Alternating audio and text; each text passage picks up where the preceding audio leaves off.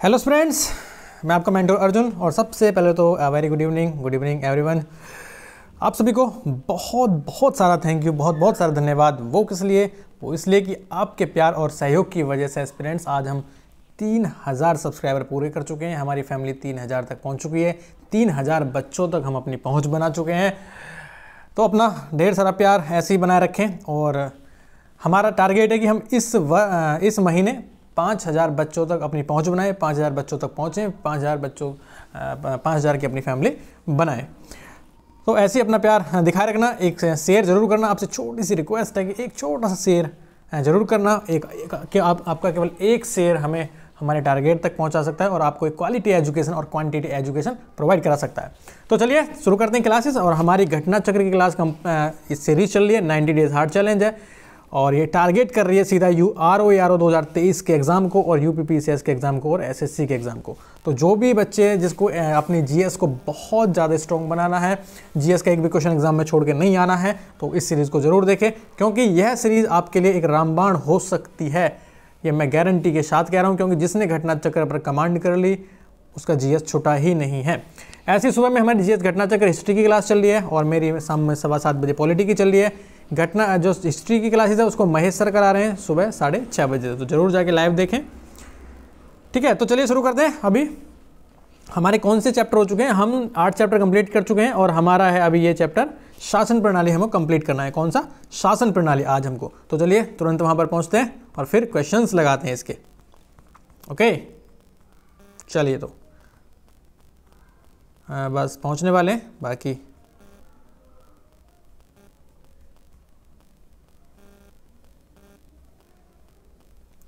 उद्देशिका हमने कल कंप्लीट कर ली थी। क्या? उद्देशिका। और आज हम क्या कंप्लीट करने वाले हैं? आज कंप्लीट करने वाले हैं बच्चों शासन प्रणाली। क्या कंप्लीट करने वाले हैं? शासन प्रणाली। तो चलिए सबसे पहले क्वेश्चन को लगाते हैं। शासन प्रणाली का ये पहला क्वेश्चन है। पहला क्वेश्चन क्या कह रहा है? आपकी स्क्रीन पर पहला क्वेश्चन कह रहा है कि निम्नलिखित में से कौन सा राज्य शब्द को सर्वोत्तम रूप से परिभाषित करता है? राज्य है क्या? आपने बहुत पढ़ा होगा, राज्य है, राज्य है, ये राज्य वो राज्य। मैं यहाँ पर उत्तर प्रदेश, मध्य प्रदेश, इन राज्यों की बात नहीं कर रहा हूँ। मैं यहाँ पर राज्य का अर्थ यहाँ पर भारत से लिया जा रहा है और हमको ये दर्शाना है कि राज्य शब्द है क्या, इनकी मतलब कौन सर्वोत्तम रूप से इसको परिभाषित करता है, हमको ये देखना है। ठीक है,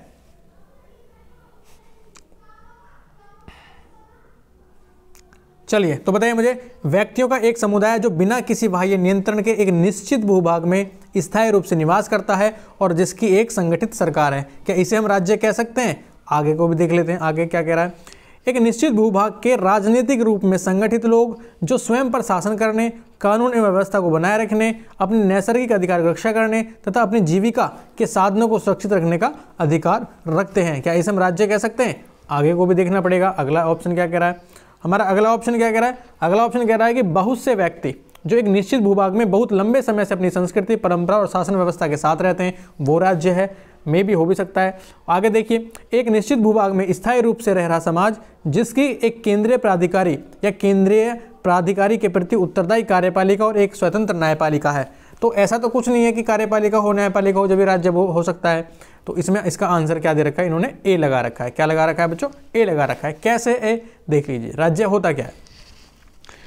राज्य शब्द एक राजनीतिक संस्था या संगठन को संदर्भित करता है। सीधी सीधी बात है कि राज्य जो होता है एक संस्था को संदर्भित करता है या फिर एक संगठन को। संगठन का मतलब जिसका तात्पर्य एक निश्चित भूभाग है, यानी कि एक कोई भूभाग है, कोई एरिया है, ठीक है, उसमें स्थायी रूप से निवासित संप्रभु व्यक्तियों का समुदाय है, यानी कि उसमें लोग रहते हैं, संप्रभु, ठीक है, जिसकी एक संगठित सरकार है और इनकी एक सरकार भी है, एक गवर्नमेंट भी है, यानी कि इन पर शासन भी चलाया जाता है। वह अपने आंतरिक एवं वैदेशिक मामलों के संदर्भ में बाह्य नियंत्रण से मुक्त हैं, यानी कि संप्रभु भी हैं। तो सारी क्वालिटी हैं, तो वही तो राज्य है। यानी कि एक भूगोल है, एक ज्योग्राफी है थोड़ी सी, और उसमें अंदर लोग रहते हैं, एक बाउंड्री है उसमें लोग रहते हैं, और वहाँ पर एक सरकार भी चलाई जाती है, और वे लोग जो हैं वो संप्रभु हैं। तो ये होती है राज्य, इसको बोलते हैं राज्य। ठीक है, बाकी इसमें कुछ नहीं देखना है। आगे देखिए अगला क्वेश्चन क्या कह रहा है।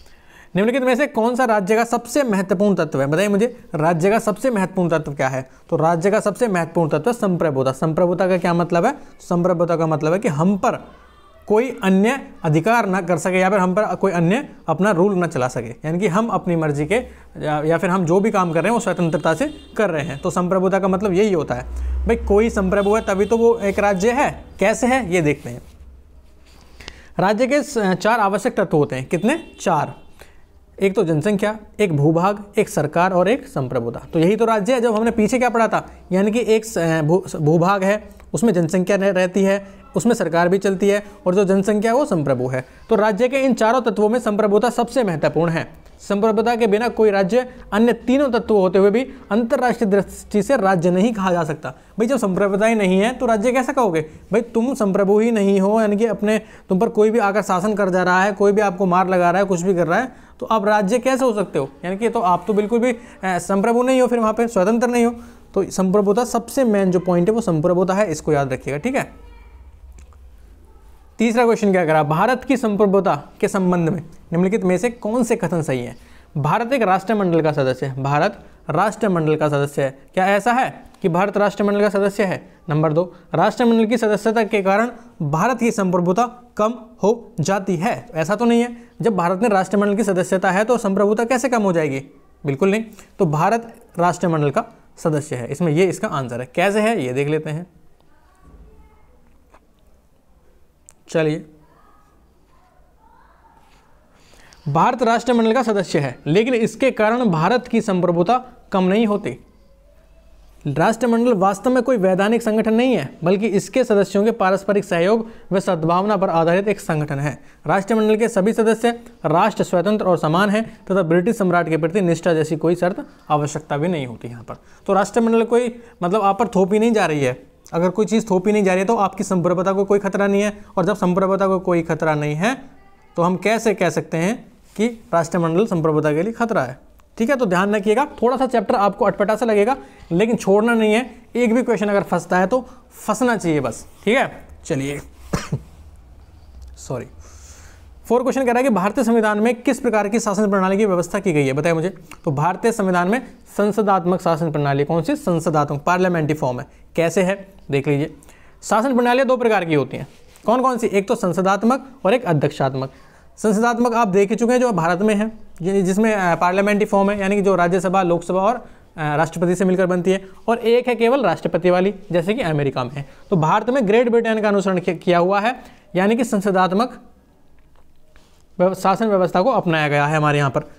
संसदात्मक शासन व्यवस्था जो है, व्यवस्थापिका के सदस्य ही कार्यपालिका का गठन करते हैं तथा कार्यपालिका व्यवस्थापिका के प्रति उत्तरदायी होती है। इसमें क्या होती है, जो हमारी कार्यपालिका है, कार्यपालिका यानी कि मंत्रिमंडल, मंत्रिमंडल के जैसे कि हमारे प्राइम मिनिस्टर वगैरह हैं, तो जो कार्यपालिका होती है वो व्यवस्थिका के प्रति उत्तरदायी होती है। व्यवस्थिका यानी कि लोकसभा वगैरह जो होती हैं, जो वहाँ पर संसद होती है, उसके प्रति उत्तरदायी तो होती है कार्यपालिका। तो यही है संसदात्मक शासन प्रणाली। संसदात्मक शासन व्यवस्था में कार्यपालिका विधायिका द्वारा नियंत्रित होती है, यानी कि आप कोई भी मंत्री अपनी मनमर्जी नहीं चला सकता, ठीक है। अगर अपनी मनमर्जी चलाएगा तो लोकसभा के प्रति वो उत्तरदायी होगा।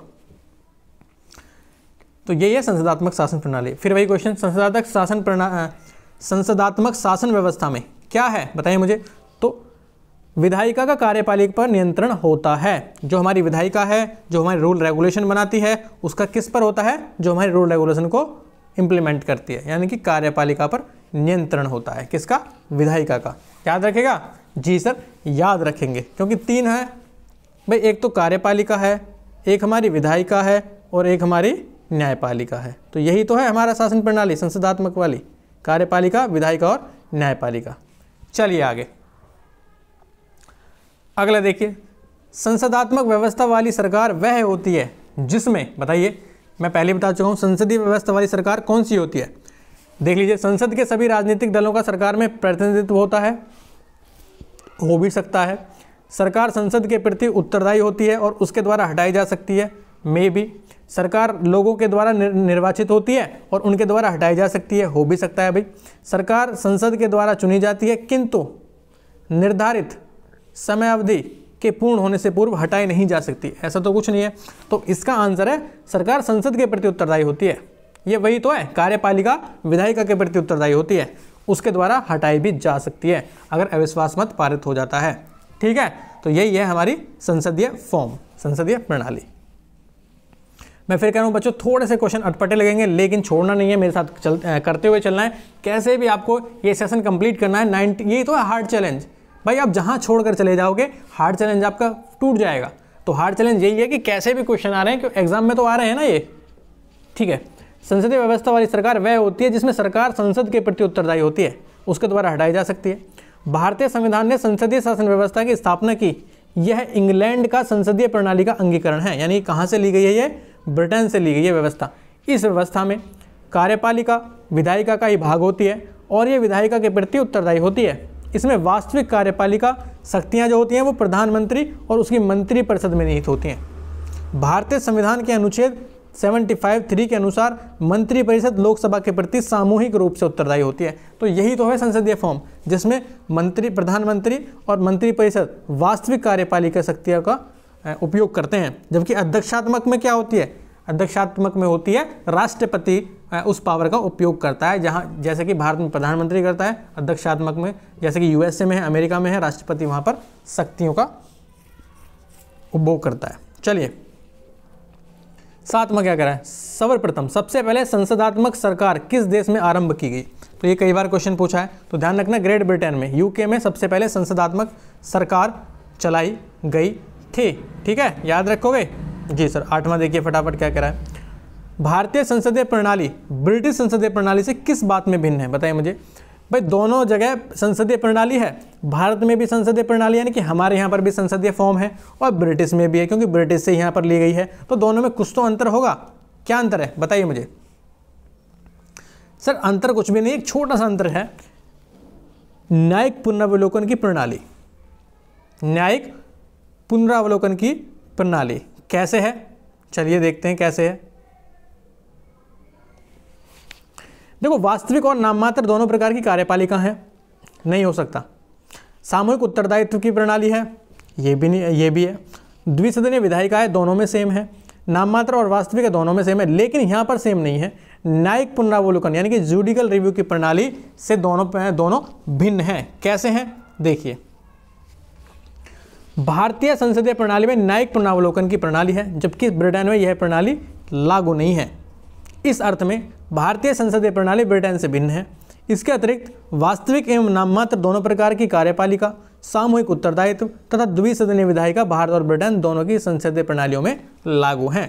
ये केवल एक ही पॉइंट ऐसा है जिसमें न्यायिक पुनरावलोकन यानी कि जुडिकल रिव्यू।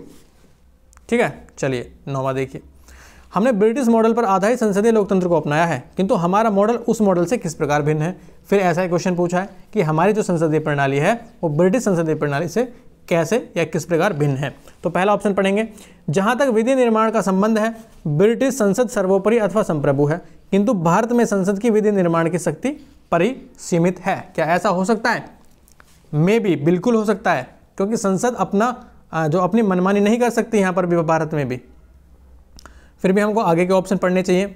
दूसरा क्या कह रहा है, सेकंड कह रहा है कि भारत में संसद के किसी अधिनियम के संशोधन की संवैधानिकता से संबंधित मामले उच्चतम न्यायालय द्वारा संविधान पीठ को भेजे जाते हैं। बिल्कुल ठीक है, यानी कि जुडिकल रिव्यू वाला ऑप्शन दे दिया इसने पहला।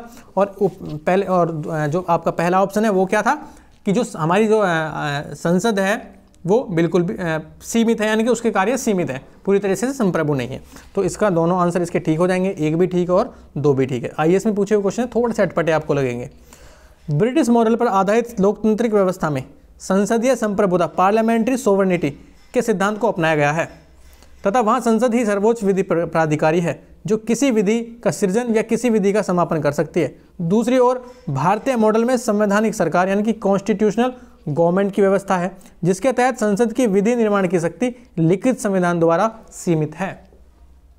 यानी कि संसद सिर्फ वही कानून बना सकती है जहां पर जिस प्रक्रिया का उल्लेख संविधान में किया गया है, या फिर संविधान में जितने निर्देश दिए गए हैं केवल उन्हीं निर्देशों के अंतर्गत, उन्हीं निर्देशों के अंदर रहते हुए संसद भारत में कानून बना सकती है। जबकि ब्रिटेन में ऐसा नहीं है। ब्रिटेन में क्या है, संसद ही सर्वोच्च है। कौन है? संसद ही सर्वोच्च विधि प्राधिकारी है। आगे क्या हुआ कि केशवानंद भारती वाद आया था बच्चों 1973 में। इसमें क्या था, ऐतिहासिक निर्णय दिया गया कि उच्चतम न्यायालय ने यद्यपि संसद की संविधान में संशोधन की शक्ति को स्वीकार किया था, तदपि यह भी निर्धारित किया था कि संविधान की मूल संरचना या ढांचे में परिवर्तन करने वाला कोई संशोधन संसद द्वारा नहीं किया जा सकता। ये एक एग्जाम्पल सेट कर रहा है। भाई संसद संविधान संशोधन कर सकती है, लेकिन जो मूल संरचना में ढांचे में परिवर्तन करने वाला कोई संशोधन संसद नहीं कर सकती। तो यही तो है कि संसद की जो शक्ति है वो सीमित है। चलिए आगे देखिए, 10वां क्वेश्चन क्या कह रहा है, निम्नलिखित में से कौन सी भारतीय संविधान की विशेषता नहीं है, बताइए मुझे। संसदात्मक सरकार है, बिल्कुल ठीक है। अध्यक्षात्मक सरकार है, बिल्कुल गलत है। स्वतंत्र न्यायपालिका है भारत में, बिल्कुल ठीक है। संघात्मक सरकार है, बिल्कुल ठीक है। तो हमारे यहाँ पर अध्यक्षात्मक सरकार नहीं है, तो आंसर क्या हो जाएगा, बी हो जाएगा। ठीक है, चलिए, भारतीय राजनीतिक पद्धति के बारे में निम्न में से कौन सही नहीं है, कौन सही नहीं है बताइए मुझे। धर्मनिरपेक्ष राज्य है, बिल्कुल ठीक है। संसदीय पद्धति की सरकार है, बिल्कुल ठीक है। संघीय नीति है, बिल्कुल ठीक है। लेकिन राष्ट्रपति पद्धति की सरकार यहाँ पर नहीं है, तो ये गलत हो जाएगा। यही तो है अध्यक्षात्मक, इसको ही तो बोलते हैं अध्यक्षात्मक। तो हमारे यहाँ पर अध्यक्षात्मक तो नहीं है, तो ये वाला हो जाएगा गलत। ठीक है, चलिए आगे देखिए फटाफट। ये क्या कह रहा है कि भारत में राष्ट्रपतीय पद्धति नहीं है बल्कि संसदीय पद्धति की सरकार है। यहाँ राष्ट्रपति शासन का औपचारिक प्रमुख मात्र है। राष्ट्रपति तो है भारत में, लेकिन केवल वह नाम मात्र का कार्यपालक है, ये ध्यान रखिए। जबकि वास्तविक कार्यपालक कौन है, हमारे प्राइम मिनिस्टर और उनकी मंत्रिपरिषद। भारतीय संविधान संसदीय लोकतंत्र की व्यवस्था तो करता है तथा इसमें धर्मनिरपेक्ष राज्य और संघीय प्रणाली को भी अपनाया गया है। चलिए 12वां क्या कह रहा है, भारत में संसदीय प्रणाली की सरकार है क्योंकि, बताइए क्यों है। क्योंकि मंत्रिपरिषद लोकसभा के प्रति उत्तरदायी है। जहां पर वर्ड उत्तरदायी आ जाए ना ऑप्शन में, तो ध्यान रखना ये एक ऐसा वर्ड है उत्तरदायी वाला जो ऑप्शन 90 से लगभग 80 से 90% ठीक होता है। तो संसदीय प्रणाली की सरकार का मतलब यही है कि आपकी जो कार्यपालिका है वो विधायिका के प्रति उत्तरदायी है, और कार्यपालिका क्या है आपकी मंत्रिपरिषद, और विधायिका क्या है आपकी लोकसभा। तो यही इनके दोनों में नाम है अलग अलग, तो ध्यान रखिएगा। ठीक है, चलिए आगे एक बार देख लेते हैं कि भारत में संसदीय प्रणाली की सरकार है क्योंकि मंत्रिपरिषद लोकसभा के प्रति उत्तरदायी है। संसदीय शासन प्रणाली को मंत्रिमंडलीय व्यवस्था भी कहा जाता है। इस शासन व्यवस्था में संसद विधि निर्माण की सर्वोच्च संस्था है। कार्यपालिका अपने सभी कार्यों के लिए संसद के प्रति उत्तरदायी होती है। कार्यपालिका के सदस्य संसद के सदस्य होते हैं, और कार्यपालिका तभी तक सत्तारूढ़ या कार्य कर सकती है जब तक उसे संसद यानी कि लोकसभा का विश्वास मत प्राप्त है। तो यही आपका कार्यपालिका और विधायिका के यही होता है। कार्यपालिका क्या है, विधायिका क्या है, आप इसमें कंफ्यूज हो रखे होंगे। तो ध्यान रखना कि कार्यपालिका का मतलब सीधा सा अगर हम देखें तो सीधा सा मतलब कार्यपालिका का बच्चों यही है। क्या मतलब है कार्यपालिका का सीधा सा मतलब क्या है, सीधा सा मतलब यही है जो आपके मंत्रिपरिषद है ना, मंत्रिपरिषद जिसमें मंत्री बैठते हैं, जैसे कि आपके फाइनेंस मिनिस्टर हो गए, या फिर आपके रेल मिनिस्टर हो गए, रोड मिनिस्टर हो गए, अलग अलग तरीके के मिनिस्टर हैं, उसे हम मंत्रिपरिषद बोलते हैं। यही तो पॉलिसीज़ को इम्प्लीमेंट करते हैं। और जबकि रूल रेगुलेशन बनाता कौन है, उसके मंजूरी कौन देता है, वो देता है आपका विधायिका, यानी कि जैसे कि लोकसभा, या फिर वहाँ पर बैठे हुए लोग विधायिका। तो कार्यपालिका यानी कि मंत्रिपरिषद को हम कार्यपालिका बोलते हैं। कार्यपालिका विधायिका के प्रति उत्तरदायी होती है। तो यही होती है संसदीय सरकार जो भारत में है। संसदीय स्वरूप के शासन का प्रमुख लाभ यह है, क्या है बताइए मुझे। फिर वैसा ही क्वेश्चन पूछा इन्होंने, तो क्या है, कार्यपालिका और विधानमंडल दोनों स्वतंत्र रूप से कार्य करते हैं, बिल्कुल नहीं भाई, एक दूसरे पर डिपेंड होते हैं और एक दूसरे का कोई अति नहीं कर सकता। यह नीति को निरंतरता प्रदान करता है और यह अधिक दक्ष होता है, यह भी नहीं हो सकता। कार्यपालिका विधानमंडल के प्रति उत्तरदायी बनी रहती है। फिर वही देखो उत्तरदायी, कार्यपालिका विधानमंडल के प्रति उत्तरदायी बनी रहती है। ठीक है, चलिए 14 कह रहा है कि भारत के संदर्भ में संसदीय शासन प्रणाली में निम्नलिखित में से कौन से सिद्धांत संस्थागत रूप से निहित हैं, बताइए कौन से हैं भारत में संसदीय प्रणाली में। तो मंत्रिमंडल के सदस्य संसद के सदस्य होते हैं, मंत्रिमंडल के सदस्य संसद के सदस्य होते हैं, बिल्कुल ठीक है भाई जो मंत्रिमंडल में सदस्य हैं वो संसद के सदस्य भी तो हैं, बिल्कुल ठीक है। उसके बाद जब तक मंत्रियों को संसद का विश्वास प्राप्त रहता है तब तक ही वे अपने पद पर बने रहते हैं, बिल्कुल ठीक है। विश्वास मत होना चाहिए, आपका विश्वास प्राप्त रहने चाहिए तब तक भी आप बने रहते हो, वरना लोकसभा आपको खारिज कर देगी, आपको सीट छीन लेगी। राज्य का ही अध्यक्ष ही मंत्रिमंडल का अध्यक्ष होता है, ये गलत है। राज्य का अध्यक्ष मंत्रिमंडल का अध्यक्ष नहीं होता है, ऐसा कहीं पर भी लिखा नहीं गया है। तो क्या हो जाएगा, ये गलत हो जाएगा और एक और दो ठीक हो जाएंगे। चलिए इसका एक बार एक्सप्लेनेशन देख लेते हैं क्या कह रहा है। तो ये कह रहा है कि अनुच्छेद 75(5) में उल्लेख है कि मंत्री बिना संसद सदस्य बने 6 माह से अधिक अपने पद पर नहीं रहेगा। इसमें सीधा सीधा ये दिया है बच्चों क्या कि मंत्री जो है मंत्री वो बिना संसद का सदस्य बने अधिकतम 6 माह तक अपने पद पर रह सकता है, उसके बाद नहीं। अर्थात मंत्रिमंडल के सदस्य संसद के सदस्य होते ही हैं। मंत्रिपरिषद सामूहिक रूप से लोकसभा के प्रति उत्तरदायी होगी, जो लिखा गया है 75(3) में। इसलिए कथन 2 भी सही है, क्योंकि लोकसभा संसद का भाग है। भारत में राज्य या राष्ट्र का अध्यक्ष राष्ट्रपति होता है, जबकि मंत्रिमंडल की अध्यक्षता प्रधानमंत्री करता है। ये ऑप्शन गलत दे रखा था। कैसे दे रखा था ये हम देख ही चुके हैं, ठीक है। चलिए आगे। 15वां, सरकार की संसदीय व्यवस्था के विषय में निम्नलिखित में से कौन सा वक्तव्य सही है, बताइए मुझे। पहला, विधायिका न्यायपालिका के प्रति जवाबदेह है, विधायिका कार्यपालिका के प्रति जवाबदेह है, विधायिका कार्यपालिका दोनों स्वतंत्र हैं, राष्ट्रपति न्यायपालिका के प्रति जवाबदेह है, या फिर उपयुक्त में से कोई नहीं। तो उपयुक्त में से कोई नहीं हो जाएगा बच्चों, उपयुक्त में से कोई नहीं, क्योंकि विधायिका न्यायपालिका के प्रति जवाबदेह नहीं है, जबकि कार्यपालिका है, कार्यपालिका विधायिका के प्रति, जबकि इसमें कोई ऑप्शन ऐसा है ही नहीं, तो यही हो जाएगा, ठीक है। चलिए आगे देखिए, एक बार देख लेते हैं। शासन प्रणाली 2 प्रकार की होती है, संसदीय और अध्यक्षात्मक, दोनों देख चुके हैं। ब्रिटेन में कौन सी है, हमने ब्रिटेन का अनुसरण किया और ब्रिटेन से हमने संसदीय फॉर्म उठा लिया, संसदीय प्रणाली को उठा लिया। तो संसदीय प्रणाली की व्यवस्था में जो हमारी विधायिका है उसके सदस्य ही कार्यपालिका का गठन करते हैं तथा कार्यपालिका विधायिका के प्रति उत्तरदायी होती है, सीधा सीधा सीधे रखा है।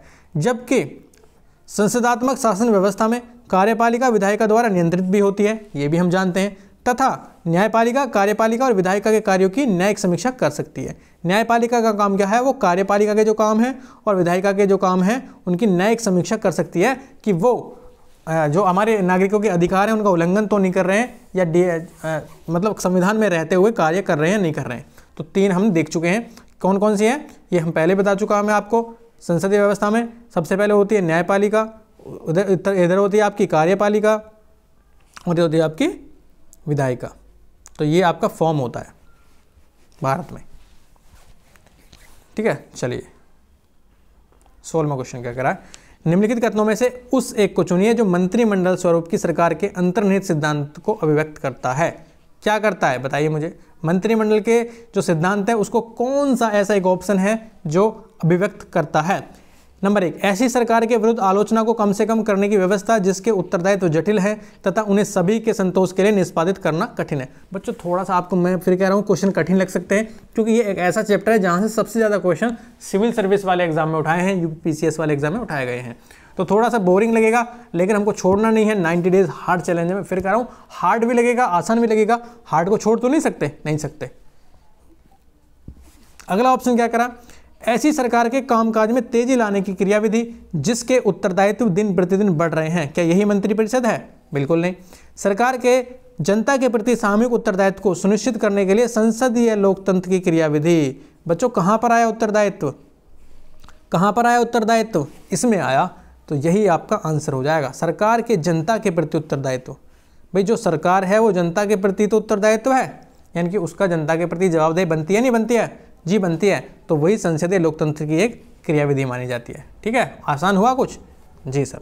चलिए आगे, राष्ट्रपति पद्धति में, अब ये हो गया अध्यक्षात्मक पद्धति। राष्ट्रपति पद्धति में समस्त कार्यपालिका की शक्तियां निहित होती हैं, किसमें? राष्ट्रपति में। कैसे? आपने कैसे जाना? जैसे कि अमेरिका में है वैसे ही वही होती है अध्यक्षात्मक प्रणाली। सारी शक्ति किसमें होती है? राष्ट्रपति में होती है। चलिए आगे, 18वां कह रहा है कि भारत में राजनीतिक व्यवस्था के मूलभूत लक्षण क्या हैं। भारत में जो राजनीति है, हमारी जो पॉलिटी है भारत में, उसके व्यवस्था के मूलभूत लक्षण है क्या? ये एक लोकतांत्रिक गणतंत्र है, बिल्कुल ठीक है। उसके बाद इसमें संसदात्मक रूप की सरकार है, बिल्कुल ठीक है भारत में। उसके बाद सर्वोच्च सत्ता भारत की जनता में निहित है, बिल्कुल ठीक है। यह एक एकीकृत शक्ति का प्रावधान करती है, एकीकृत शक्ति का प्रावधान नहीं करती। शक्तियों का तो विभाजन है भारत में, यानी कि सेंटर की अलग हैं, राज्य की अलग हैं और दोनों की अलग हैं। तो वही तो है, यानी कि आपकी कार्यपालिका की शक्ति, अगर हम इससे अलग जाएं तो न्यायपालिका की शक्ति अलग हैं, कार्यपालिका की शक्तियाँ अलग हैं और विधायिका की शक्तियाँ अलग हैं। तो एक सी शक्तियाँ थोड़ी हैं, सबकी अलग अलग हैं। तो ऑप्शन हो जाएगा 4 गलत। तो ये खत्म और आंसर हो जाएगा, आंसर क्या हो जाएगा? आंसर हो जाएगा ये 1, 2 और 3। चलिए 19वां क्वेश्चन देखिए, निम्नलिखित कथनों पर विचार करना है फिर। भारत एक लोकतांत्रिक राज्य व्यवस्था है, भारत एक लोकतांत्रिक राज्य व्यवस्था है, बिल्कुल ठीक है। भारत एक संप्रभु भी है, बिल्कुल ठीक है। भारत में लोकतांत्रिक समाज है, बिल्कुल ठीक है। भारत एक कल्याणकारी राज्य है, बिल्कुल ठीक है। चारों ऑप्शन ठीक है, तो आपका आंसर हो जाएगा 1, 2, 3 एंड 4। कैसे? भारतीय संविधान के तहत भारत में लोकतांत्रिक व्यवस्था है, ये तो हमने पढ़ी थी। संप्रभु भी है, भारत प्रभुत्व संपन्न भी है, ये भी हमने कल पढ़ा था। नीति निर्देशक तत्वों के द्वारा संविधान निर्माताओं ने कल्याणकारी राज्य की संकल्पना को भी अभिव्यक्त किया है, बिल्कुल ठीक है। साथ ही भारतीय समाज को भी लोकतांत्रिक माना जा सकता है। तो चारों ऑप्शन आपके ठीक हो जाएंगे, ठीक है।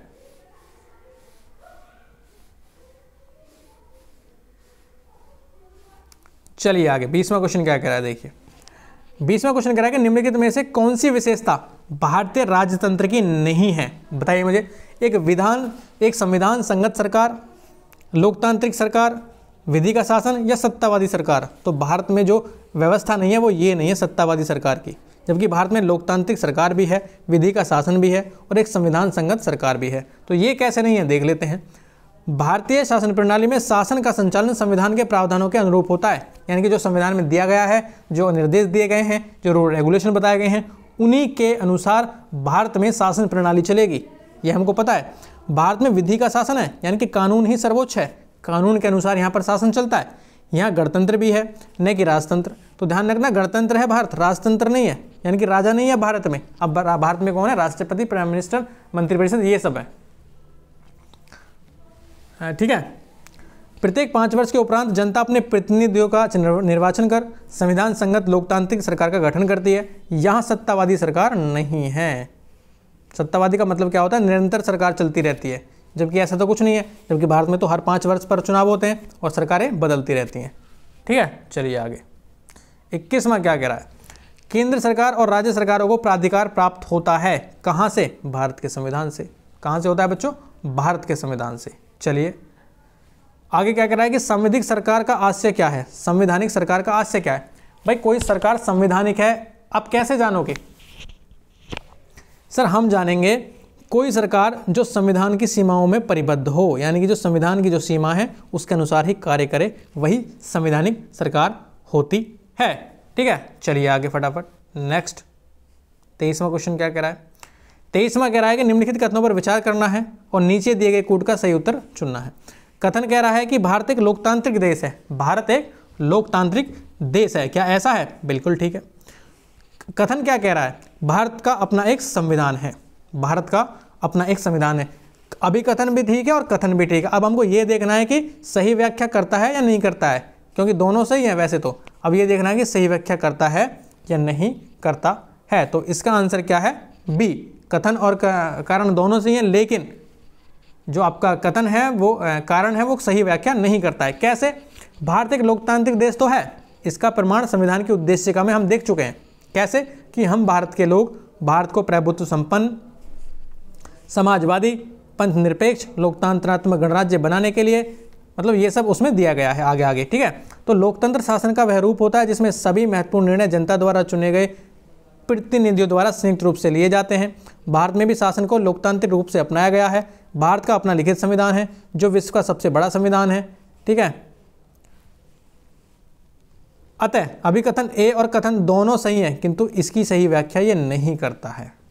चलिए आगे 24वां क्या कह रहा है? निम्नलिखित में से कौन सुशासन की विशेषता नहीं है? सुशासन यानी कि अच्छा शासन, गुड शासन। तो विशेषता क्या नहीं है? लाल फीताशाही। लाल फीताशाही इसकी विशेषता नहीं है, जबकि जवाबदेही भी होनी चाहिए, कानून का नियम भी होना चाहिए और पारदर्शिता भी होनी चाहिए। कैसे नहीं है? देखिए, लाल फीताशाही सुशासन की विशेषता नहीं है, जबकि हिस्सेदारी हो गया, जवाबदेही हो गया, पारदर्शिता है, कानून का नियम है, सर्वसम्मति से निर्णय लेना है, दक्षता भी है, प्रभावशीलता भी है, ये सभी सुशासन की विशेषताएं हैं। चलिए, कल्याणकारी राज्य किसे कहते हैं? वेलफेयर स्टेट का उद्देश्य क्या है? तो वेलफेयर स्टेट का उद्देश्य क्या है? भाई कमजोर जो वर्ग हैं उनका ही तो कल्याण करना है कल्याणकारी राज्य। यह है कमजोर वर्गों के कल्याण का प्रबंध करना ही वेलफेयर स्टेट का उद्देश्य होता है। क्या?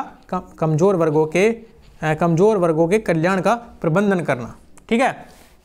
चलिए आगे, कल्याणकारी राज्य नागरिकों के, विशेष रूप से कमजोर वर्ग के नागरिकों के सामाजिक आर्थिक विकास के लिए सतत प्रयत्नशील रहता है। नागरिकों का वह वर्ग जो सामाजिक आर्थिक रूप से सुदृढ़ है अपना कल्याण स्वयं तो कर सकता है। भाई जो अच्छे खासे संपन्न लोग हैं वो अपना कल्याण कर सकते हैं, अपना जीवन यापन अच्छे से कर सकते हैं, नौकरी कर सकते हैं, कमा सकते हैं, खा सकते हैं। जबकि जो ऐसे लोग हैं, बहुत कमज़ोर वर्ग के लोग हैं, जिसमें ना तो उनकी सामाजिक स्थिति अच्छी है ना आर्थिक स्थिति अच्छी है, तो उनके कल्याण के लिए काम करना ही कल्याणकारी राज्य की विशेषता होती है। ठीक है, चलिए आगे।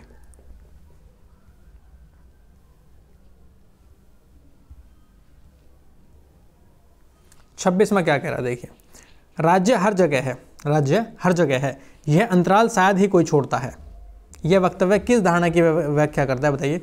राज्य हर जगह है, यह अंतराल शायद ही कोई छोड़ सकता है, तो बताइए, तो यह है कल्याणकारी राज्य। भैया राज्य हर जगह का क्या मतलब है? राज्य हर उस व्यक्ति के पास है, उस हर कमजोर लोग के पास, हर कमजोर व्यक्ति के पास है जिसकी सामाजिक आर्थिक स्थिति अच्छी नहीं है। ठीक है, देख लेते हैं। राज्य हर जगह है, यह अंतराल शायद ही कोई छोड़ता है। यह वक्तव्य कल्याणकारी राज्य की अवधारणा की व्याख्या करता है। किसकी? कल्याणकारी राज्य की अवधारणा की व्याख्या करता है। कल्याणकारी राज्य की सरकार समग्र विकास और प्रगति की व्यापक और अधिक धनात्मक आवश्यकताओं से संदर्भित होकर कार्य करती है तथा मात्र शांति बनाए रखना, विवादों का समाधान और आवश्यक सेवाओं को उपलब्ध कराने तक ही उसका कार्य सीमित नहीं होता। उसके बहुत सारे कार्य होते हैं कल्याणकारी राज्य के। ठीक है, चलिए क्वेश्चन 27वां, निम्नलिखित में से कौन सा एक भारतीय संविधान का दर्शन नहीं है? बताइए मुझे, भारतीय संविधान का दर्शन क्या नहीं है? तो भारतीय संविधान का दर्शन तो भैया कल्याणकारी राज्य भी है, राजनीतिक समानता भी होनी चाहिए लोगों में, समाजवादी राज्य भी होने चाहिए, जबकि साम्यवादी राज्य नहीं है। साम्यवादी क्या होता है, देख लेते हैं। ये कह रहा है कि भारतीय संविधान में कल्याणकारी राज्य की भावना भी है, समाजवादी राज्य की भावना भी है, राजनीतिक या न्याय की व्यवस्था भी है, पंथ निरपेक्षता भी है, लोकतंत्रात्मकता भी है, गणराज्य भी है, आदि दर्शनों का उल्लेख किया गया है, किंतु साम्यवाद कम्युनलिज्म के दर्शन का उल्लेख नहीं है। क्यों? समाजवादी राज्य एवं राजनीतिक समानता न्याय का तो उल्लेख हमें उद्देश्य का मिलता है, और कल्याणकारी राज्य का दर्शन हमें संविधान के भाग 4 में डीपीएसपी में मिल जाता है, डीपीएसपी, जबकि हमें साम्यवादी राज्य इसका दर्शन कहीं नहीं देखने को मिलता। ठीक है, चलिए 28वां देखिए, निम्नलिखित कथनों में से कौन सा सही है? भारतीय संविधान अध्यक्षात्मक शासन है, ऐसा है क्या? बिल्कुल गलत है, अध्यक्षात्मक थोड़ी है, संसदात्मक है। उसके बाद ये गलत हो जाएगा। भारत एक नाममात्र का राजतंत्र है, ऐसा भी नहीं है। भारत एक कुलीन तंत्र है, ऐसा भी नहीं है भाई, कुलीन राजा वाजा थोड़ी है यहाँ पे, बिल्कुल नहीं। भारत एक संसदात्मक प्रजातंत्र है, ये है। क्या है बच्चों, क्या है? ये है आंसर इसका। ठीक है, चलिए आगे। इसमें क्या क्या गया? इसमें यही बताया गया है। क्या बताया गया है इसमें बताया गया कि भारत में संसदात्मक प्रजातंत्र को अपनाया गया है। संसदात्मक प्रजातंत्र का मतलब वही है कि जो मूल शक्ति है ना बच्चों, वो जनता में ही तो निहित है, वो हम लोगों में ही तो है। हम ही तो वोटिंग करते हैं, जो हमारे जो प्रतिनिधि होते हैं, जिसको हम वोट देते हैं, वही तो हमारी आवाज़ उठाते हैं। तो संसद में जनता के द्वारा चुने हुए प्रतिनिधि शासन सत्ता का संचालन करते हैं। ठीक है, चलिए नेक्स्ट 29वां क्वेश्चन क्या कह रहा है?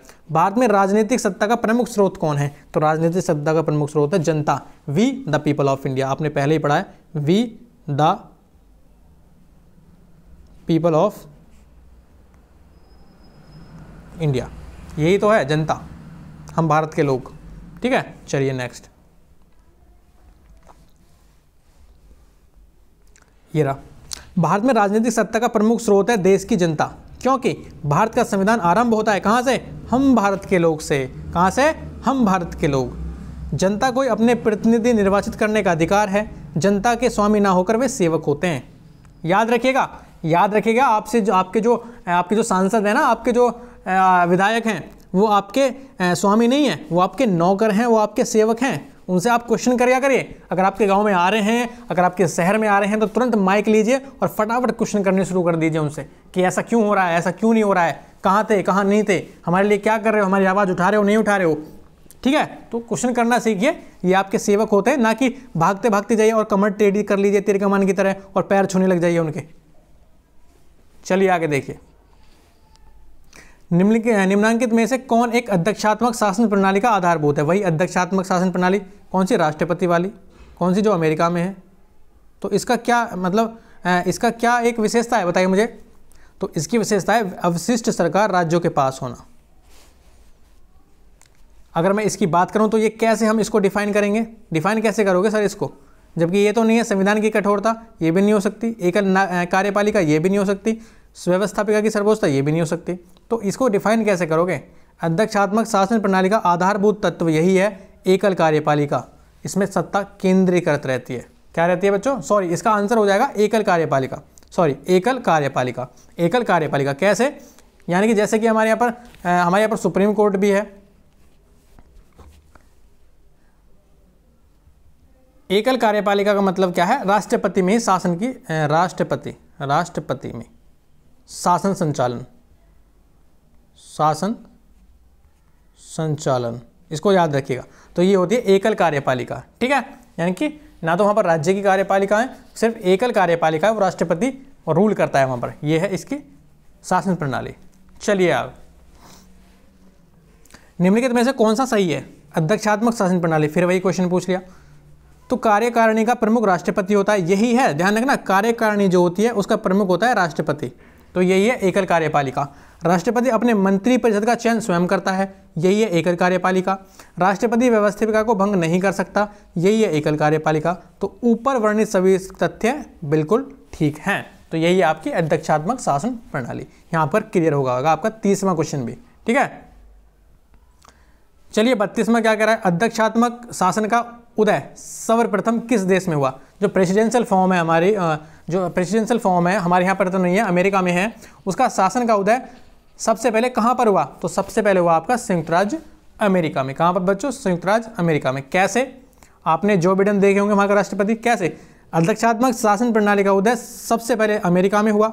इस प्रणाली में जो प्रमुख होता है, जो कार्यकारी प्रमुख होता है, उसकी शक्ति राष्ट्रपति के पास होती है। किसके पास? राष्ट्रपति के पास। वह लोगों द्वारा प्रत्यक्ष या अप्रत्यक्ष रूप से निश्चित अवधि के लिए चुना जाता है। इस शासन प्रणाली में कार्यपालिका विधायिका से पृथक होती है। ये दोनों अलग होती हैं, कार्यपालिका का काम अलग होता है और विधायक काम अलग होता है। ऐसा नहीं है जैसे कि भारत में कि कार्यपालिका के प्रति विधायिका उत्तरदायी रहेगी, बिल्कुल नहीं। कार्यपालिका काम अलग है, ये इसके काम में इंटरफेयर नहीं करेगी, ये इसके काम में इंटरफेयर नहीं करेगी।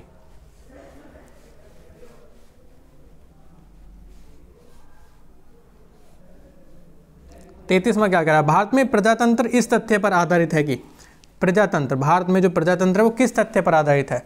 संविधान लिखित है, ऐसा है क्या? आगे देखते हैं। या मौलिक अधिकार प्रदान किए गए हैं, ऐसा है क्या?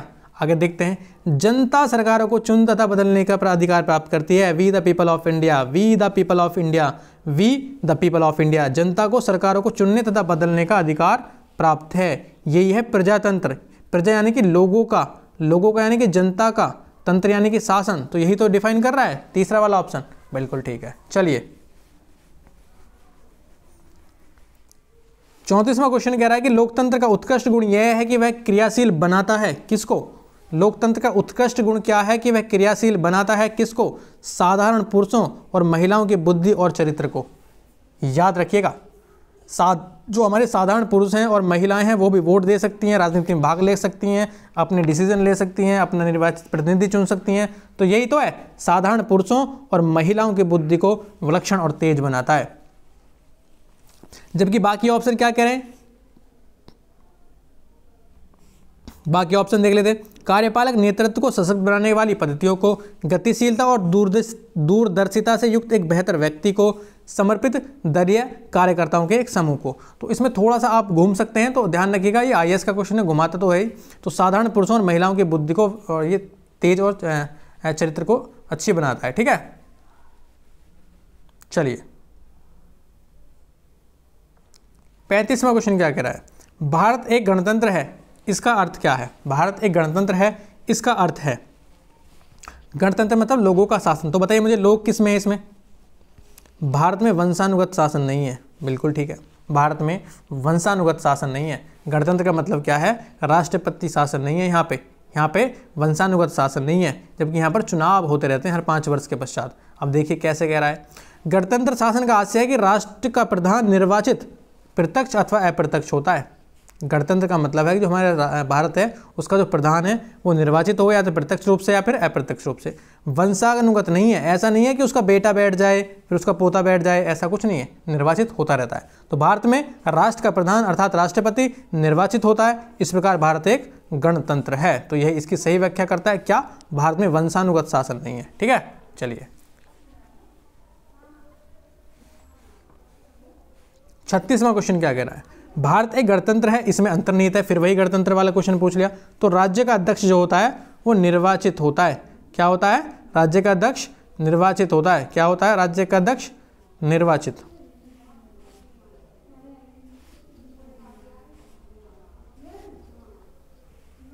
ठीक है, चलिए आगे। 37वां क्वेश्चन क्या करा है, निम्नलिखित में से किन से विनिर्धारित होता है कि भारत का संविधान परिसंघीय है। बड़ा क्वेश्चन है, थोड़ा सा बड़ा क्वेश्चन है, हल्का सा हिलाएगा आपको। ऐसे कौन से मतलब विशेषताएं हैं जिनसे पता चलता है कि भारत का जो संविधान है वो परिसंघीय है।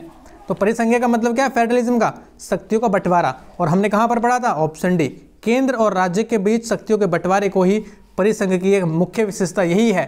फेडरलिज्म की मुख्य विशेषता क्या है परिसंघवाद की, केंद्र की शक्तियाँ अलग हैं और राज्यों के विषय या शक्तियाँ अलग हैं। ठीक है, इसको याद रखिएगा, जहाँ पर फेडरलिज्म आ जाए वहाँ पर यही ऑप्शन ठीक होगा। कौन सा वाला, केंद्र और राज्य के बीच शक्तियों का वितरण।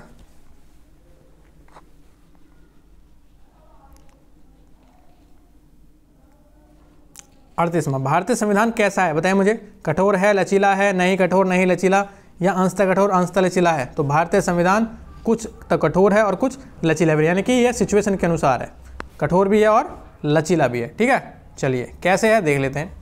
भारतीय संविधान कठोर और नम्य मिश्रण का है, यानी कि कठोर भी है और लचीला भी है, अतः यह अंशतः कठोर और अंशतः लचीला है। इसके कतिपय उपबंधों को संसद द्वारा साधारण बहुमत से ही संशोधित किया जा सकता है, जबकि कुछ उपबंधों के संशोधन के लिए अनुच्छेद 368 के अधीन 2/3 बहुमत की आवश्यकता होती है। कभी कभी तो ऐसा मतलब इसका मतलब है कभी कभी तो ऐसा होता है कि साधारण बहुमत से ही संशोधन हो जाए, और कभी कभी ऐसा होता है कि 2/3 बहुमत भी चाहिए और आधे राज्यों की सहमति भी चाहिए, तब जाकर संशोधन होगा। साथ ही कुछ विशिष्ट उपबंधों के संशोधन के लिए संसद के विशेष बहुमत के अतिरिक्त आधे राज्यों की अनुमति भी चाहिए। तो इसमें मतलब कठोरता भी है और लचीलापन भी है, ये हमको देख चुके हैं। 39वां क्या कह रहा है, भारत की संसदीय शासन प्रणाली एवं ब्रिटेन की संसदीय शासन प्रणाली में अंतर का बिंदु निम्नलिखित में से क्या है। तो पहले वाला, दूसरा, तीसरा, चौथा क्वेश्चन आ गया फिर कि जो भारतीय संसदीय प्रणाली है और ब्रिटेन की संसदीय प्रणाली है, इसमें अंतर क्या है, अंतर का प्रमुख बिंदु क्या है। तो अंतर का प्रमुख बिंदु हमने पढ़ा था न्यायिक समीक्षा, यानी कि जुडिकल रिव्यू। क्या पढ़ा था, जुडिकल रिव्यू। कैसे है,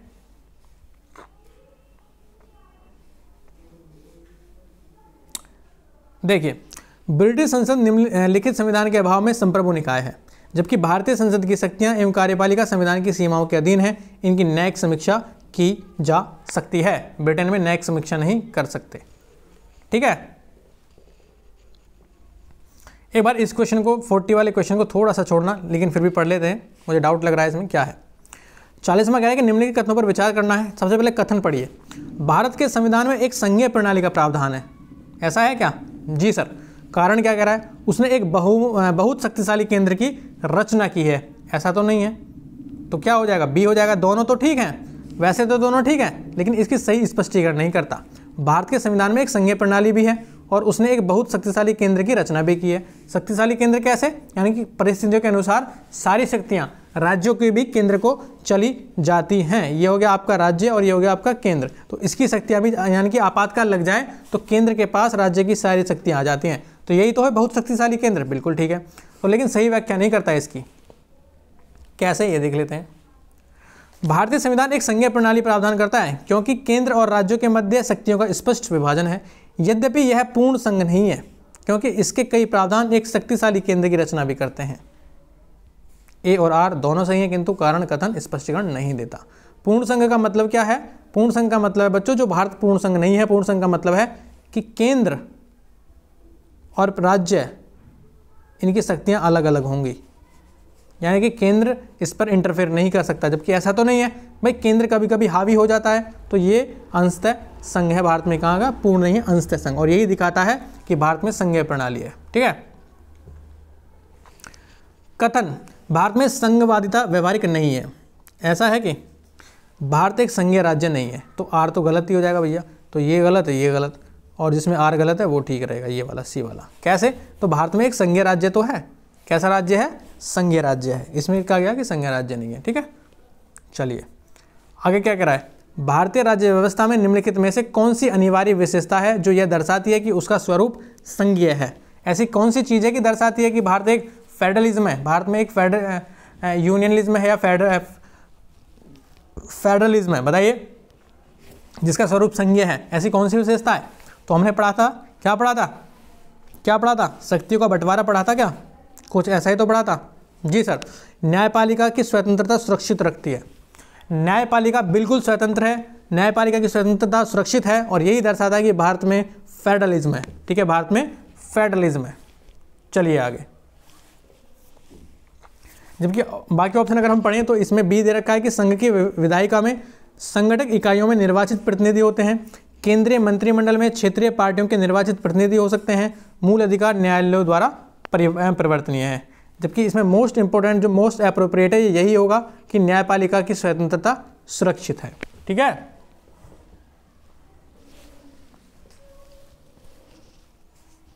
चलिए आगे।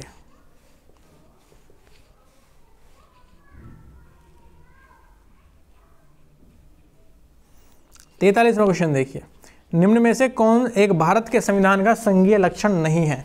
बताइए कौन सा एक भारत के संविधान का संघीय लक्षण नहीं है? केंद्र तथा राज्यों के बीच शक्तियों का बंटवारा ये तो है, पूर्ण रूप से लिखित संविधान ये भी है, उसके बाद इकहरी नागरिकता नहीं है।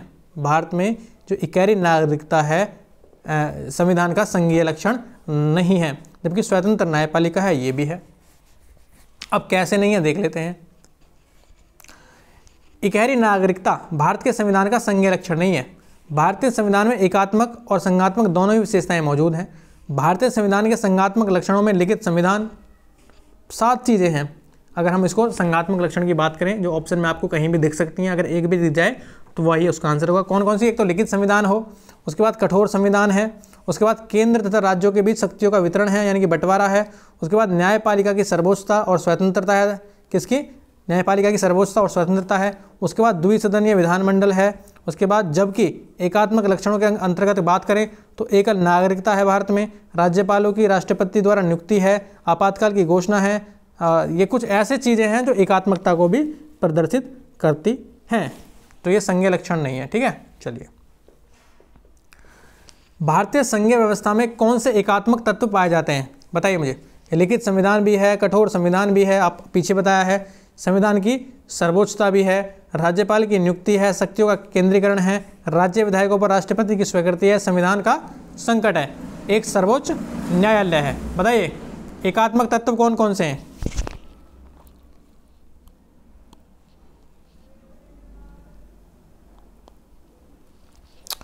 बताइए मुझे एकात्मक तत्व कौन कौन से हैं? तो लिखित संविधान तो नहीं हो सकते एकात्मक तत्व में, तो हम देखेंगे इसमें क्या हो जाएगा। इसमें उपयुक्त में से कोई नहीं, तो आंसर है इसका ये। सॉरी, क्या आंसर है? 4, 6 और 7। कैसे ये देख लेते हैं। चौथा, राज्यपालों की नियुक्ति एकात्मकता को दर्शाती है, राज्य विधायकों पर राष्ट्रपति की स्वीकृति एकात्मकता को दर्शाती है, और संवैधानिक संकट ये भी एकात्मकता को दर्शाती है। कैसे? अब ये हम एक्सप्लेनेशन में देखेंगे। देखिए मेरे साथ।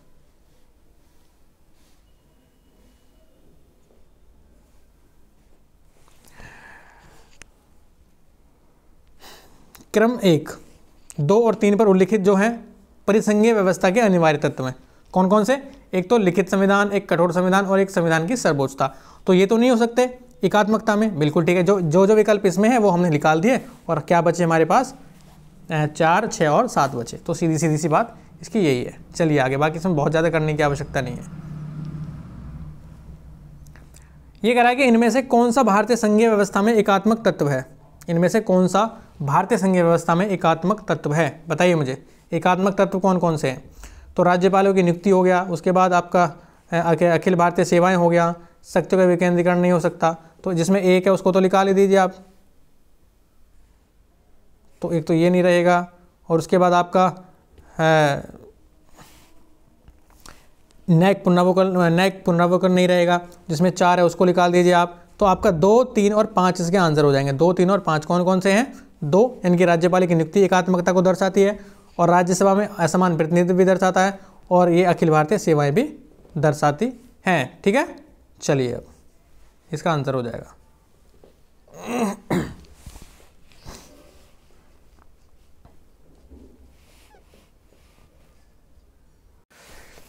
ठीक है, हमारे 45 क्वेश्चन कंप्लीट कर लिए हैं। तो बच्चों हम 45 क्वेश्चन तक ही रखेंगे आज, क्योंकि इसमें दो पार्ट में इसको कंप्लीट करेंगे, क्योंकि इसमें लगभग 80 के आसपास क्वेश्चन है। तो कल भी इसका हम सेकंड पार्ट करेंगे इस चैप्टर का। तो ध्यान रखिएगा, अभी हम 45 क्वेश्चन छोड़ रहे हैं, और थोड़ा सा हम इसको रिवाइज करेंगे पहले, फिर इसके क्वेश्चन लगाएंगे। थोड़ा सा चैप्टर हल्का सा डिफरेंट है, लेकिन छोड़ना नहीं है। मैं फिर कह रहा हूँ, आपको बोरिंग लग सकता है, क्योंकि क्वेश्चन सबसे ज़्यादा यहीं से बनते हैं। अगर हम स्टेट PCS की बात करें, RO वगैरह की, तो छोड़ना नहीं बिल्कुल भी। ठीक है, चलिए, तो थैंक यू फॉर वॉचिंग और लाइक शेयर सब्सक्राइब जरूर करें। आपका बहुत बहुत धन्यवाद।